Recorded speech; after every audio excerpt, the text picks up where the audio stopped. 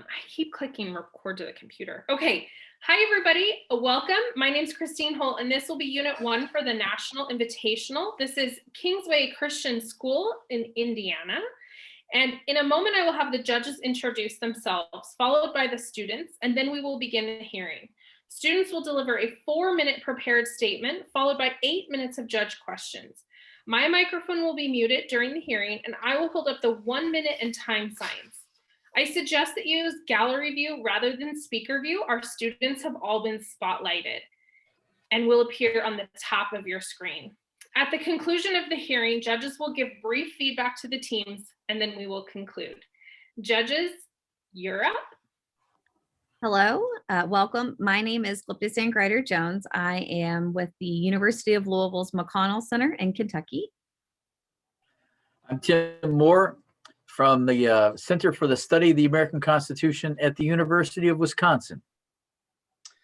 Hello, my name is Alan Brodman. I am a recently retired teacher from East Brunswick, New Jersey. I brought teams to the national competition. We won some national championships. I am looking forward to hearing from you folks. Relax, just talk to us. Okay. And if you could introduce yourselves, please. I'm Lucia Trujillo, and our teacher is Mrs. Nolan. I'm Lauren Callaghan. I'm Shayla Cash. I am Margaret Nanayan. Welcome. I will begin by reading the question. This is Unit 1, and we're doing question 1. What is a constitution and a constitutional government? What is Republican government?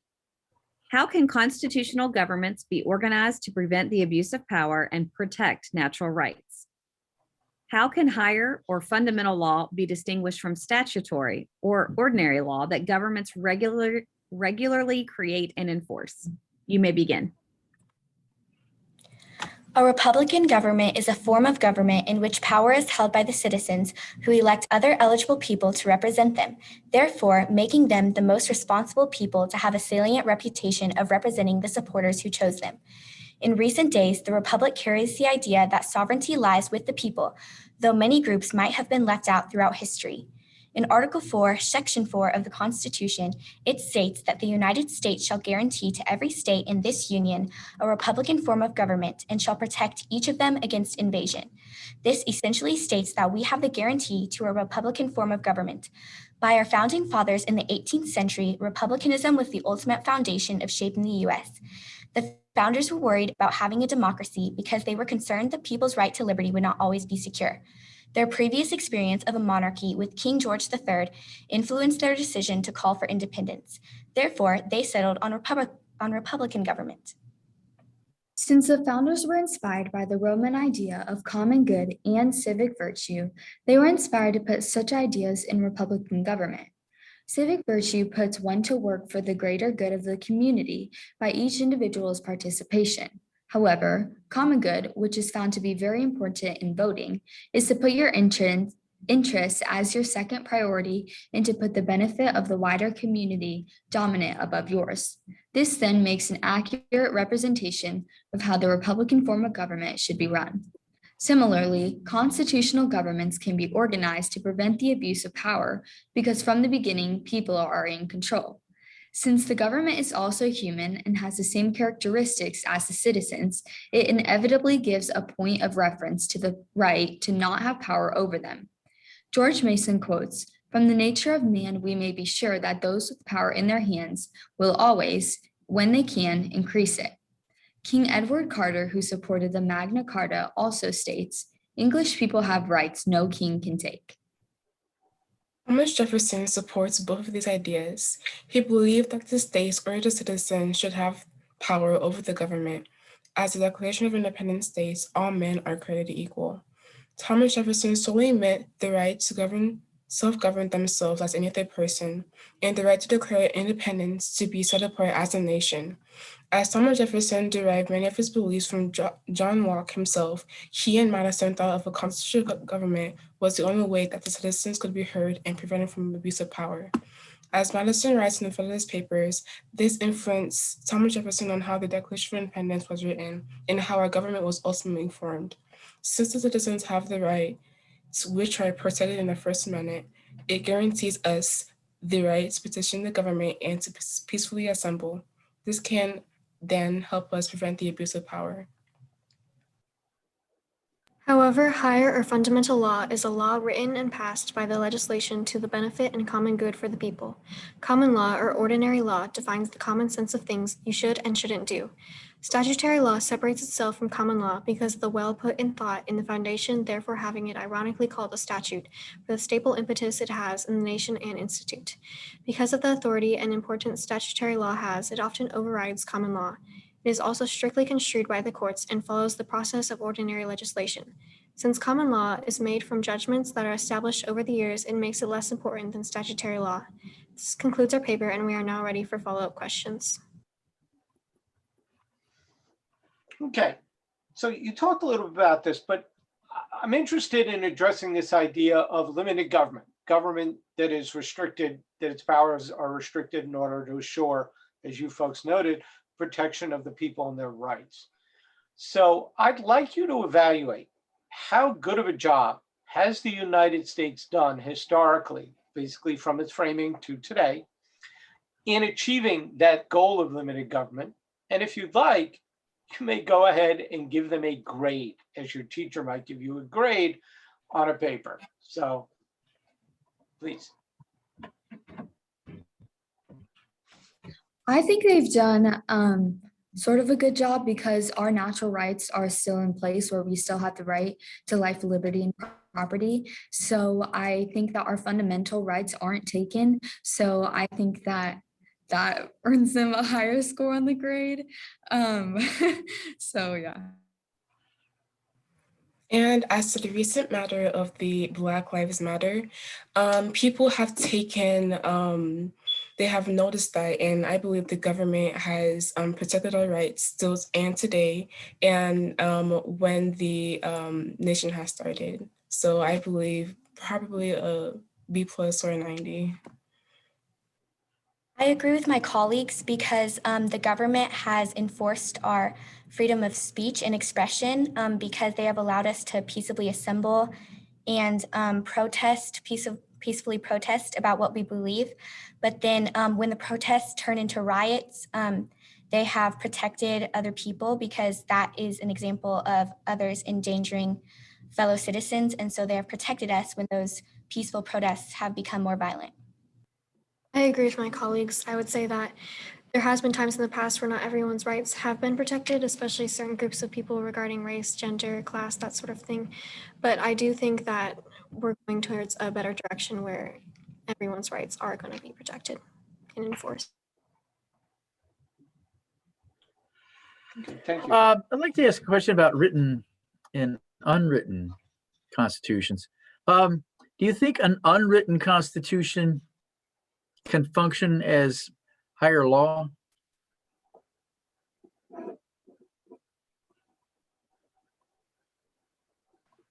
I do. Sorry, Lauren, you can go. I do not believe that unwritten constitutions should be higher law because of the importance and significance of written constitutions, because the founders made it a significant point and like a goal of theirs to make a constitution and a Declaration of Independence to express their need for freedom. And so I believe that written constitutions should be the fundamental and higher law of a nation. Agree with Lauren because the importance implemented on a written constitution, that way no one can not follow the rules or try to bend the rules whenever it's clearly stated, but like ones that people kind of like know, like speaking constitutions, that they can often kind of twist it to be like beneficial for themselves. Thank you. Sorry, go ahead. Oh, no, go ahead, Lucia.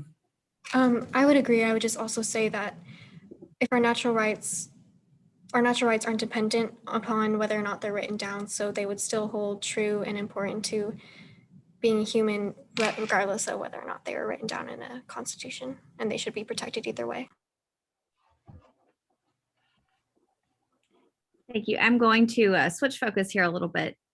So some people say that the US is an example of both a republic and a democracy.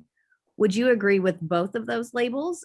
And could you explain why you would, why, again, people say the US is a republic and a democracy?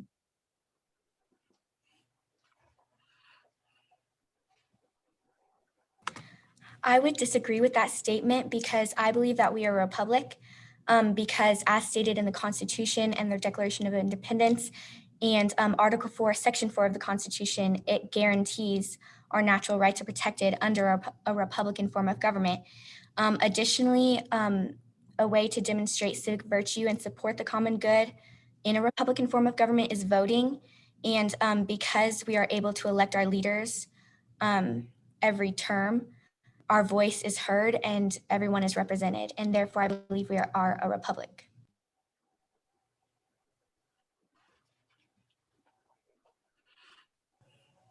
I agree with my colleague because I believe that the US is solely meant and based on a republic. And I believe in a democracy, not everyone's right would be protected because the majority would, the majority's vote will overpower the minority, which is sometimes not right. But in a republic, everyone's voice can be heard.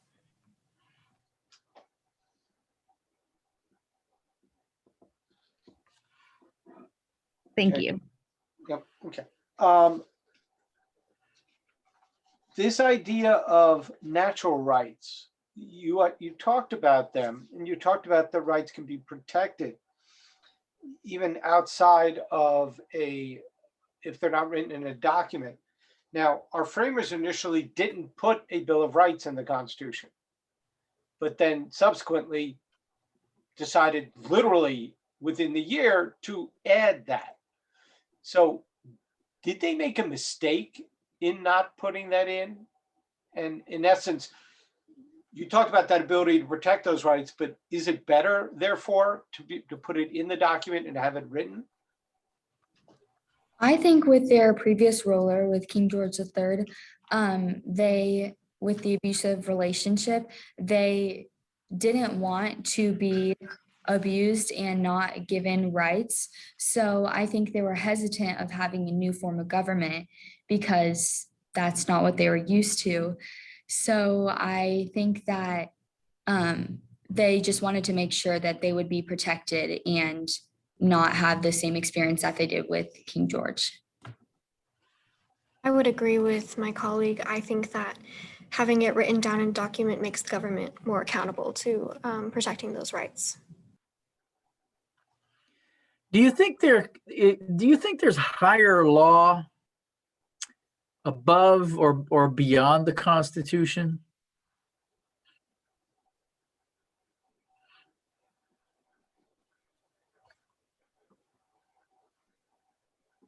Personally, I believe that would just be our natural rights of life, liberty, and pursuit of happiness, especially life going across all boards and in every government. I think that should be important.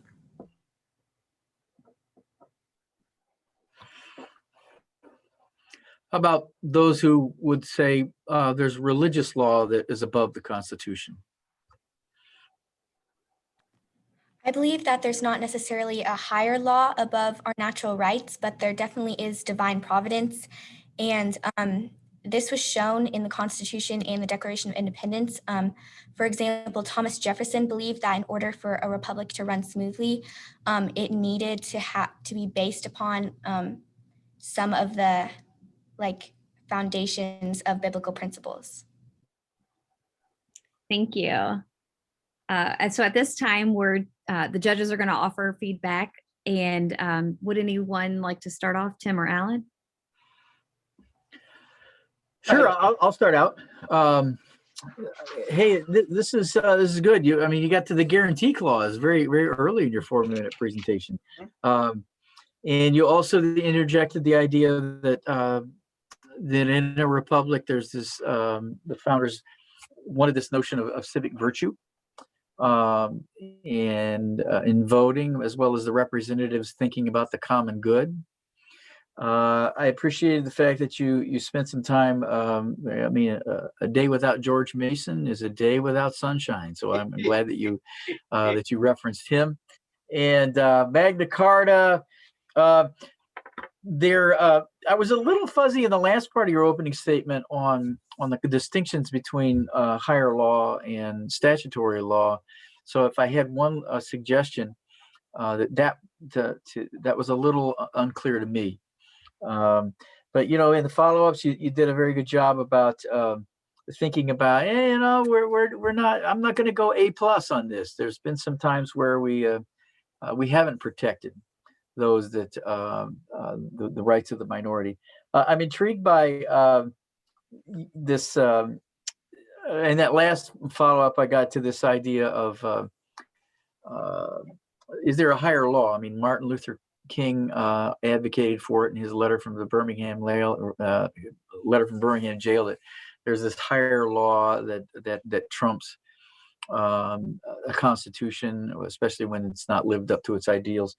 And I wanted to push you a little bit on your thinking on that, knowing that Kingsway is a Christian school, and just to think through to what extent you as students within that kind of environment are willing to grant that is there a higher law beyond the Constitution, and for many people that's a scary thing. Is there something beyond our Constitution? But I appreciate your thoughts on that. So thank you for spending time with us today. I agree. What I like the number of the responses as Tim noted. We got the guarantee clause fairly early. There were a number of times that I just wanted you to you talked about Black Lives Matter, talk about it in even stronger connection, explain why that connects. And I think but I need to hear it. This is one of the things I would hammer away at my students. It, just verbalize it. And I think there were a number of instances in which you could have just taken another sentence and made a connection that I think you knew, okay, but I didn't hear. And that's my biggest piece of advice, is that I think civic virtue in voting, on my question, yep, everybody has great inflation from students. It's really interesting. We had one group that didn't, but other than that, it's basically been a whole lot of people giving A's or B's. And that's fine. But on the whole, guys, I thought a very nice job. Again, clearly you've spent some time going through this stuff, and it is not easy stuff. So thank you. Also want to echo what Tim and Alan have said. I appreciate the examples, George Mason, Jefferson, Locke, referencing key points in your opening remarks. I also like the reference to early experiences under King George and why things and how that influenced the path forward. So I thought your understanding there, the foundation was clear. Also echo, especially in your responses, continue to illustrate, Article 4, Section 4, just use the evidence and to continue to illustrate what you showed in your opening remarks. I applaud you all for the work you've done and wish you luck as you move forward. And again, just thank you for your statements here today. So thank you.